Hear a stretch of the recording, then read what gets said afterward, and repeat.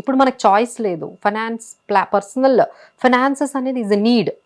మనల్ని మనం సెక్యూర్ చేసుకోవాలి. ఎందుకంటే life is very uncertain, right? ఈ రోజు మీ జాబ్ ఉంటుందండి, నెక్స్ట్ మంత్ అసలు ఇమీడియట్ గా పిలిచి ఫైర్ చేసేస్తూ ఉంటారు. అవును. సో వాళ్ళ పరిస్థితి ఏమవుతుంది? So it's very tough, right? Because అప్పుడు అంత అన్సర్టనిటీస్ లేవండి. When we are talking about when there is no financial planning. అప్పుడు ఏంటంటే వాళ్ళకి అవసరం లేదు, ఎందుకంటే అంత అన్సర్టనిటీస్ లేవు. ఇప్పుడు మీ పర్సనల్ లైఫే చాలా అన్సర్టనిటీగా ఉంటుంది. ఎగ్జాక్ట్లీ. యువర్ పర్సనల్ లైఫ్లో ఏం జరుగుతుందో మీకే తెలియదు, అలానే మీ ప్రొఫెషనల్ లైఫ్లో కూడా ఎలాంటి అప్స్ అండ్ డౌన్స్ వస్తాయో మీకు తెలియదు. అలానే ఇప్పుడున్న పొల్యూషన్కి, ఇప్పుడున్న సిచ్యువేషన్కి ఏ వైరస్ వస్తుందో తెలియదు, ఎప్పుడు మనం సిక్ అయిపోతామో తెలీదు. సో ఇన్ని అన్సర్టనిటీస్లో without planning how can you survive? Without planning మనం సర్వైవ్ అవ్వగలమా? అలానే ఏమీ రాకుండా ఉంటుందా? Anything can come, any time can come. So are we prepared? Are we well prepared to face that problems that we are going to get in the future? So uncertainties అనేవి ప్రతి లైఫ్లో వస్తాయండి, మనం ఆపలేము. సో మనం ఎంత రెడీగా ఉన్నాము, సో దానికి మనం ఏం చెప్తాము?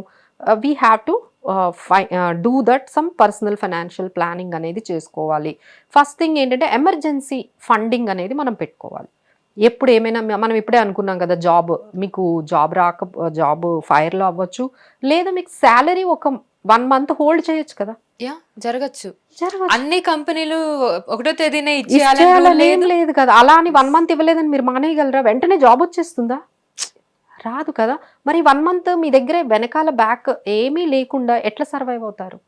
ఎంత ఇబ్బంది పడిపోతారు? ఇలాంటప్పుడే చాలా మిస్టేక్స్ చేస్తాం కదా. క్రెడిట్ కార్డ్ వాడేయడం కానీ, దాని మీద 36% 40% ఇంట్రెస్ట్.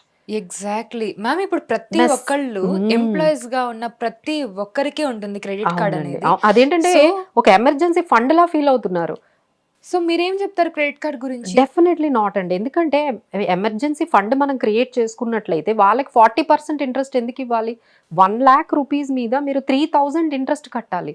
సో మీరు 3,000 ఇంట్రెస్ట్ కట్టుకుంటూ వెళ్తే 1 lakh ఎప్పుడు కడతారు?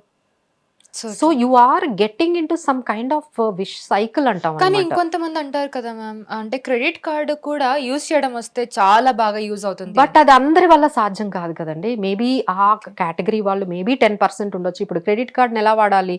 మనం 50,000 ఖర్చు పెట్టామంటే మళ్ళీ నెక్స్ట్ 20,000 వాడాలి అంటే ఈ 50,000 కట్టి 20,000 వాడాలి.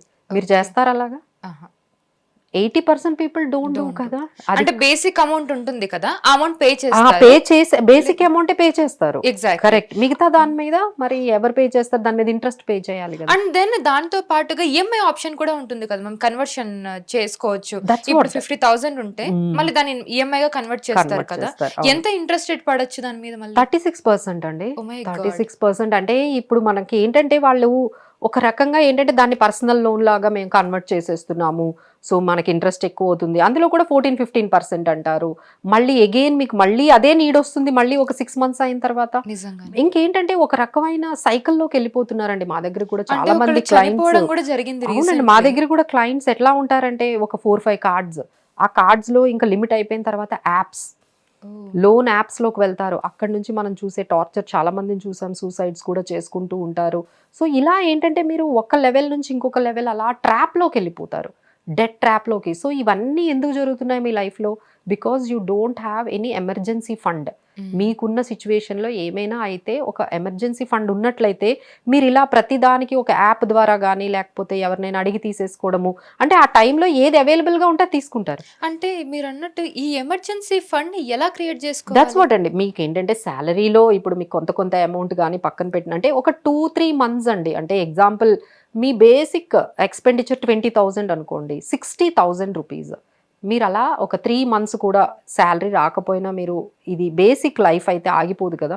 సో అలా ఆ 3 months ఒక సేవింగ్స్ లాగా ఒక పక్కన మనం పెట్టుకున్నట్లయితే ఎమర్జెన్సీస్ వచ్చినప్పుడు మనం దాన్ని వాడుకోవచ్చు. సో అప్పుడు మనం డెట్ ట్రాప్లో లేకుండా ఉంటాం. That is the first rule. మనము ఎమర్జెన్సీస్కి వెల్ ప్రిపేర్డ్గా ఉన్నామా. సెకండ్ రూల్ ఏంటంటే ఇప్పుడు మనకి హెల్త్ ఇన్సూరెన్స్, హెల్త్ ఏమైనా మనకి డిట్రాయిట్ అయింది అనుకోండి, సో ఏమవుతుంది ఈ రోజుల్లో హాస్పిటలైజేషన్ ఛార్జెస్ మీరు చూసారు కదా 50,000 1 lakh.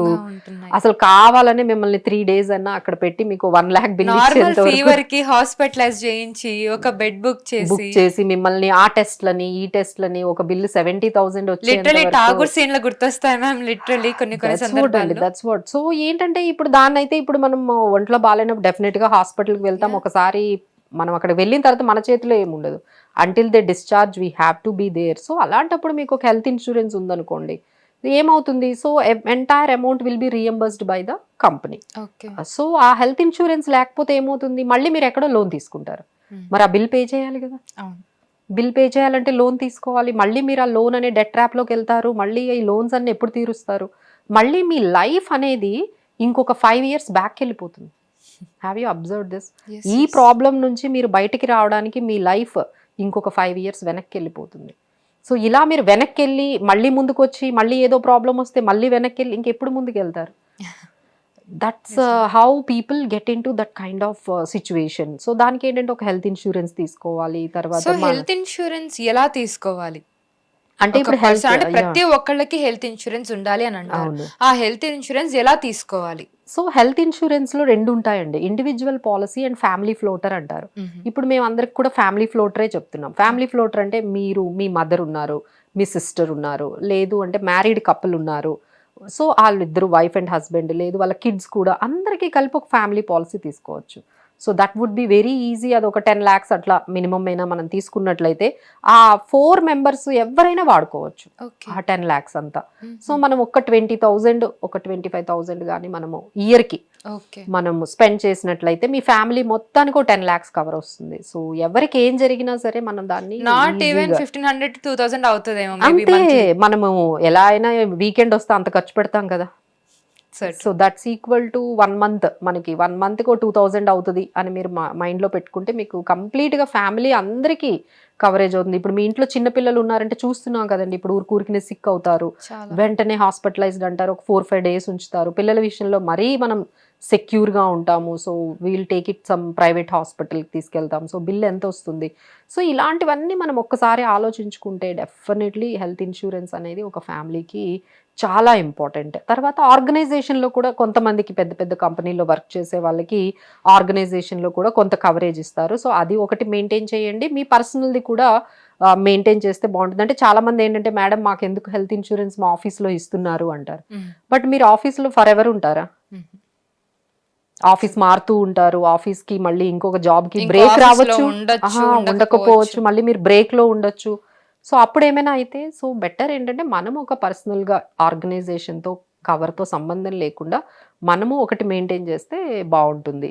అలానే మనం ఒక టర్మ్ ఇన్సూరెన్స్ తీసుకోవాలి. టర్మ్ ఇన్సూరెన్స్ అంటే example, is a person is the bread winner, ఆయన మీదే మొత్తం ఫ్యామిలీ అంతా, లేదు మీ మీదే మొత్తం ఫ్యామిలీ అంతా డిపెండ్ అయ్యారు అనుకోండి, ఒక్కసారి మీ ఇన్కమ్ ఆగిపోతే ఆలోచించి చూడండి మీ డిపెండెన్స్ పరిస్థితి.